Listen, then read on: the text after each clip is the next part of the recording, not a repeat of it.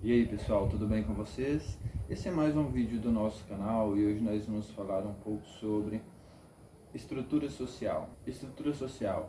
Dizem que um dos elementos que você mais vai tentar estudar para transformar e melhorar a realidade é a estrutura e organização social, que é o que vamos estudar agora. Bom, para Marx, todas as sociedades, independentes dos momentos históricos que estamos falando, se fizéssemos uma espécie de raio-x, veríamos que elas têm as seguintes estruturas. Por um lado, elas temos essa base, que é o que chamamos de infraestrutura. A infraestrutura é a base de uma sociedade, consiste no modo de produção de uma sociedade. De uma maneira mais simples, o que Marx está querendo dizer é que a economia final é o que vai determinar o resto da sociedade. Bem, então vamos continuar estudando como que é a infraestrutura e como que é esse modo de produção. O resto da sociedade para Marx é a superestrutura, e a superestrutura depende do modo de produção de uma sociedade. E o modo de produção determina a superestrutura. E o que é essa superestrutura? Bem, superestrutura porque é o direito de uma sociedade ter leis, governantes, ter tipos de religião, ter seus tipos de filosofia e etc., de acordo com a cultura. Tudo que falamos é determinado pela infraestrutura, como os bens que são produzidos por uma sociedade.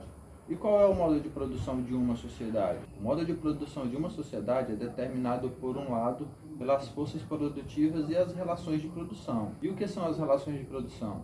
São as diferentes formas com as quais os diferentes participantes ou agentes envolvidos no processo produtivo estão envolvidos. Para Marx, existem duas maneiras de se relacionar na história. Todas as pessoas que colaboram e participam desse processo produtivo podem ser chamadas de colaborador. E isso acontece desde o início da história em um modo de produção que era conhecido como comunismo primitivo. Ninguém possuía nada e todos compartilhavam e todos trabalhavam e tudo era de todos. De acordo com Marx, a propriedade privada e todos os outros modos de produção já tiveram relações de exploração. Mas o que ele vai propor é que no futuro e no marxismo as relações serão colaborativas. Para Marx, o que existia no seu tempo no capitalismo eram relações de exploração. Aí o que acontece? Os meios de produção, as fábricas, as matérias-primas, o resultado final do processo produtivo vão ficar nas mãos de poucas pessoas. E o restante das pessoas e os participantes do processo produtivo vão apenas trabalhar. E esses trabalhadores são assalariados, vão receber aquele salário por mês. Para Marx, eles serão explorados e trabalharão para os outros, querendo migalhas, para comprar aquele telefone da maçãzinha. Pois bem, já temos, portanto, um primeiro elemento que caracteriza um certo modo de produção de uma sociedade. Outros elementos vão ser as forças produtivas. Aí temos de um lado a força de trabalho, que é simplesmente a força que cada trabalhador tem. Logicamente, se não há ninguém que está fazendo um esforço, se dedicando o seu tempo, gerando energia, fazendo algum tipo de esforço, não há processo produtivo. Alguém precisa estar gerando algum tipo de energia ou algum tipo de trabalho. Por outro lado, os meios de produção mudam, conforme a história muda.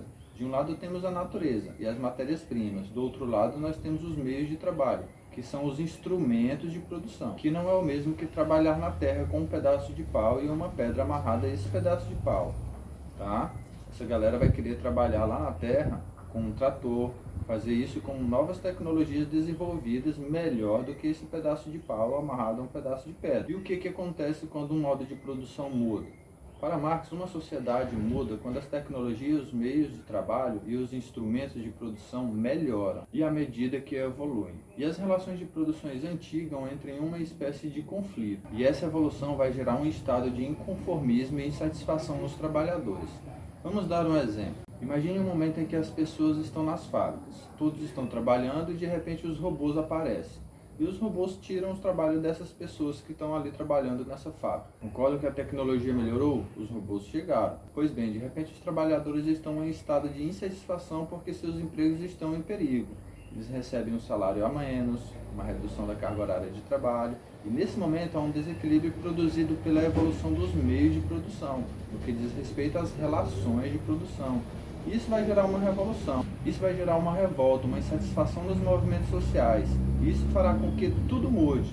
E mudando o modo de produção, a superestrutura também mudará. Então, pessoal, é isso aí. Deixe seu like e compartilhe com os amigos. Até mais.